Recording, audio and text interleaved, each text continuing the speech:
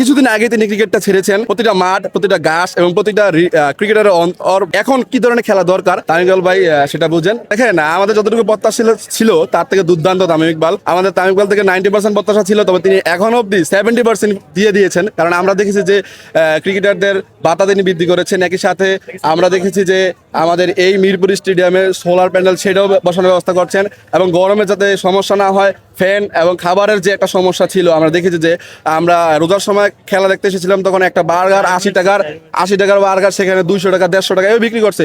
তো আমরা 200 টাকার টিকিট দিয়ে বা 500 টাকার টিকিট দিয়ে ওইখানে গিয়ে 700-800 টাকা খাবারের জন্য নষ্ট করবো, এটা কখনো মানা যায় না। আর তামিম ইকবাল ভাই এই দিকে নজর দিয়েছেন, এবং তামিম ইকবাল ভাই যেহেতু কিছুদিন আগে তিনি ক্রিকেটটা ছেড়েছেন, তো প্রতিটা মাঠ, প্রতিটা ঘাস এবং প্রতিটা ক্রিকেটারের বা প্রতিটা ক্রিকেটারের কি ধরনের খেলা বা এখন কি ধরনের খেলা দরকার তামিম ইকবাল ভাই সেটা বুঝেন। তো সেই ক্ষেত্রে তিনি সেই রকম ভূমিকা নেবেন। গণমাধ্যমে দেখেছি যে সাকিব আল হাসান বলেছেন যে কিছুদিনের মধ্যেই তামিম ইকবালের সাথে কথা হবে এবং সেখানে ভালো কিছু প্রত্যাশা করছেন। তো আমরা অনেক ক্ষেত্রে দেখি যে সাকিব আল হাসান যে ইস্যুটা নিয়ে আটকিয়ে আছেন সেটা হলো সম্পূর্ণ সরকার। তবে তামিম বলেছেন যে আমার তরফ থেকে যতটুকু করা যায় আমি করব, এইটাই।